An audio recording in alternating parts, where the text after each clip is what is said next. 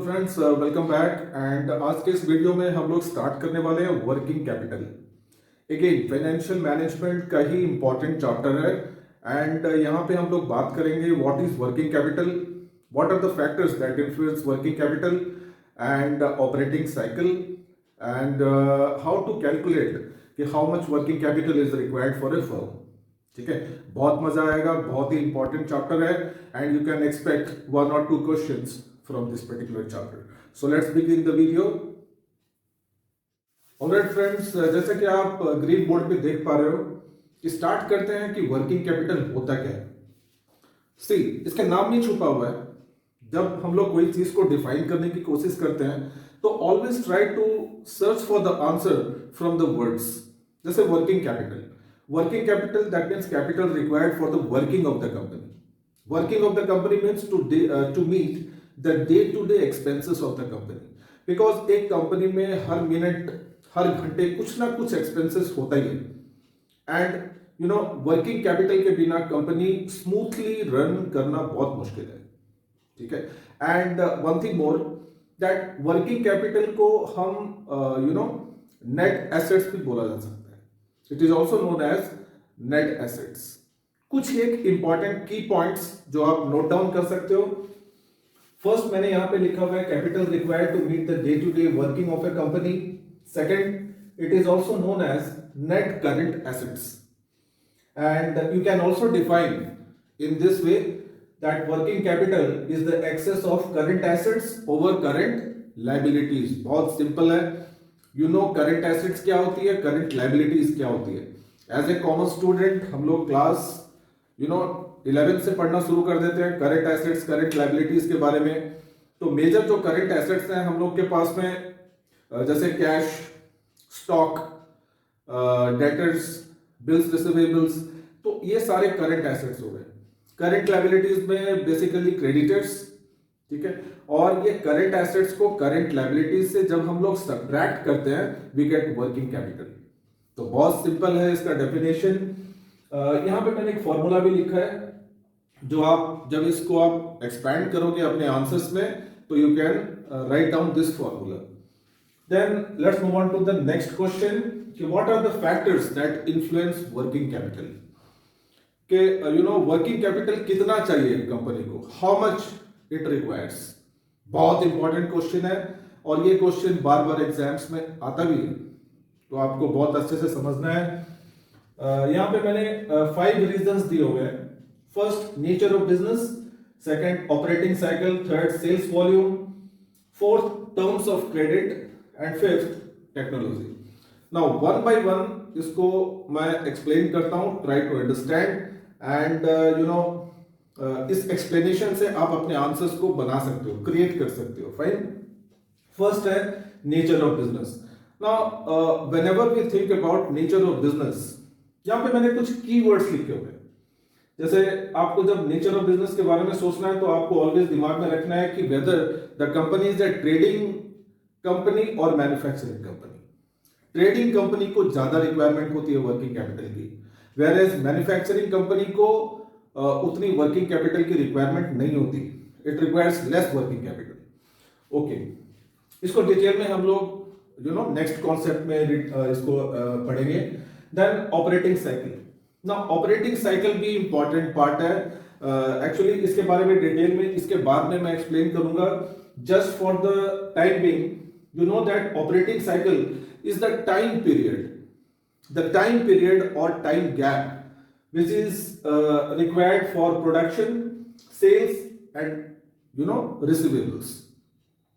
जब company raw materials लेके आती है, प्रोडक्शन करती है, उसके बाद में उसको सेल करती है एंड सेल करने के बाद में जो सेल का जो पैसा रिकवरी होता है, ठीक है, दैट इज कॉल्ड रिसीवेबल्स। तो वो टाइम कितना लग जाता है, प्रोडक्शन और सेल्स के बीच में कितना टाइम लगता है, सेल्स एंड अकाउंट्स रिसीवेबल्स के बीच में कितना टाइम गैप होता है, तो ये चीज इंपॉर्टेंट है। तो ऑपरेटिंग साइकिल कोई भी कंपनी का अगर ज्यादा है, लंबा है, longer the operating cycle more the working capital will be required for A company. Operating cycle जितनी छोटी होगी, गैप जितना कम होगा, टाइम पीरियड जितना कम होगा, उतना ही कंपनी को कम चाहिए working capital. Fine. Next, sales volume. Now, if a company wants to increase its sales, अगर सेल्स इंक्रीज करना चाहती है तो definitely it requires more raw materials, more production need to be done, तो उसके लिए वर्किंग कैपिटल चाहिए, right? So to increase the sales a company needs more working capital. Okay, next, fourth, terms of credit. Now terms of credit means credit period. कि कोई कोई company होती है जो बेसिकली क्रेडिट जो अपने कस्टमर्स को देती है, दैट क्रेडिट पीरियड पे डिपेंड करता है. अगर क्रेडिट पीरियड अगर ज्यादा है, longer the credit period, more working capital is required. Less the period of credit and less will be the working capital required. Because वो जैसे सेल करती है पैसा वापस आ जाता है तो उसके पास में कैश फ्लो अच्छा रहता है, so it can meet its debts and expenses. Okay, next one is technology. Now again यहाँ पे मैंने keywords लिखे हुए हैं, labor versus capital intensive. Basically we have two type of production technology. One is labour intensive, जहां पे ज्यादा labour काम करते हैं, एंड कैपिटल इंटेंसिव में we use more of machines. Very simple. तो जहां पे लेबर ज्यादा काम करेंगे, we need to pay them wages. ठीक है, उनके पीछे खर्चा है, बोनस देना पड़ता है. सो ये सब खर्चों को मीट करने के लिए it needs more working capital. So अगर company labour intensive technology use करती है, it needs more working capital. And if a company is using capital intensive technology, it needs less working capital. The matter is very simple. Alright friends, next topic की तरफ बढ़ते हैं, and this is importance of working capital management. Because this is a chapter of management, financial management. And working capital management is the responsibility of the financial manager. So why this is important? Financial manager अपना time, अपना energy इतना waste क्यों करता है for working capital? Let's see few important points for this. First, to increase the returns on capital. Whatever the capital that has been invested in the business, to increase the returns on that, you need a smooth flow of working capital. Without that, the company cannot grow its business, right? Second, to increase the solvency. Solvency here refers to the credit worthiness of the company. If a company is paying its dues in the market properly in the correct time period, then its solvency will rise. Fine, its credit worthiness will increase. So it will create a good reputation in the mind of the customers and the people around. Fine. To increase the liquidity. Now liquidity here, the company with a good amount of working capital, always ready to buy raw materials.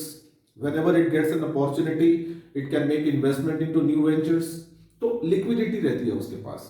Liquid here refers to the cash flow. उसके पास में cash अगर pocket में है तो it can go for any new ventures. कुछ भी कर सकता है.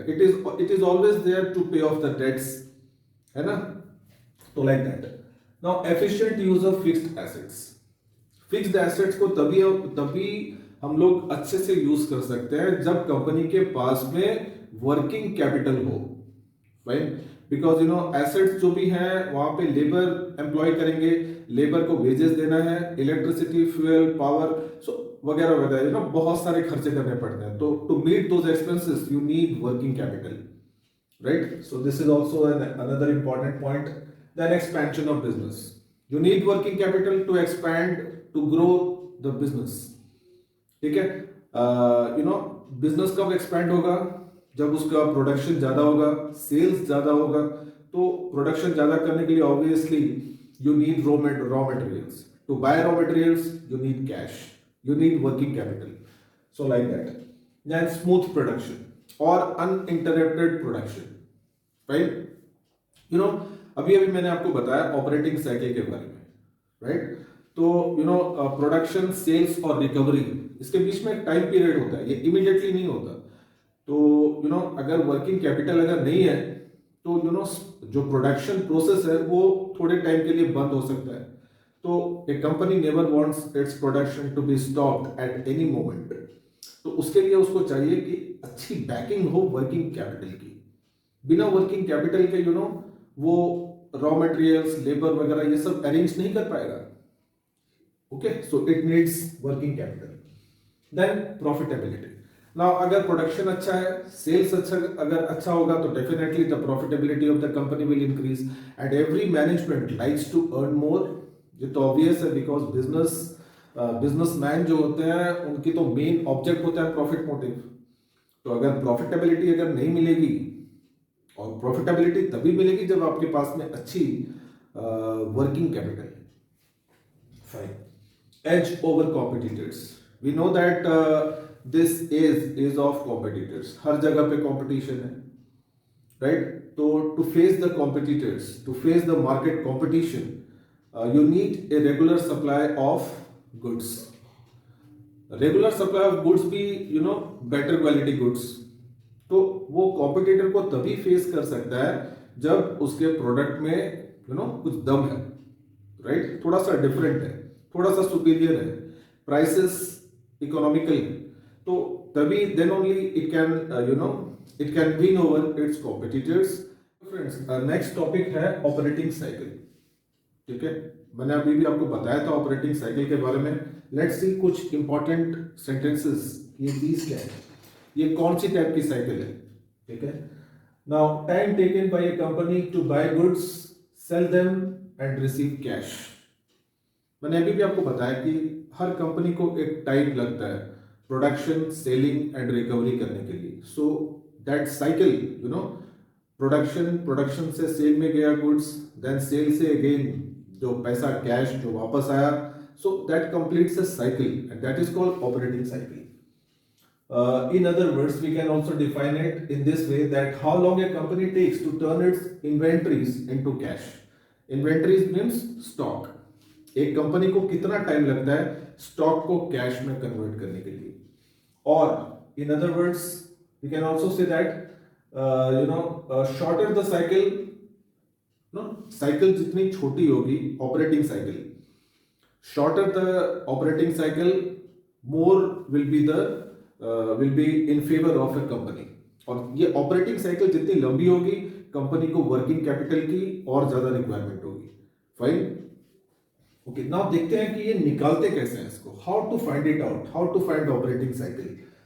सो इसको निकालने के लिए हमें inventory period plus accounts receivable period, ये प्रीवियस वीडियोस में मैंने आपको बताया था इसके बारे में, how to calculate this. And inventory period and accounts receivable period, ये दोनों पीरियड को जब हम लोग ऐड करते हैं we get operating cycle period. Okay, now inventory period मैं आपको शॉर्ट में बता दूं कि इट इज नथिंग बट ये 1 year 365 days 1 year divided by inventory turnover. So इस फॉर्मूला से हम लोग फाइंड आउट कर सकते हैं, जिसको हम लोग स्टॉक टर्नओवर रेशियो भी बोला जा सकता है। And accounts receivable 365 days divided by debtors turnover. Okay, by using this formula we can find account receivable period.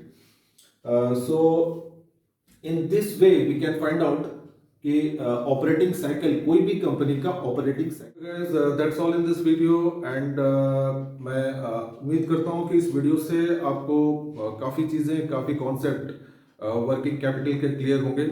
And अगर ये वीडियो अगर पसंद आया हो आपको तो जरूर से इसको लाइक कर दीजिए, सब्सक्राइब भी करके रखिए and also share it to your friends. Fine, and see you in the next video with a brand new episode of a new chapter. Till then, take care. Goodbye.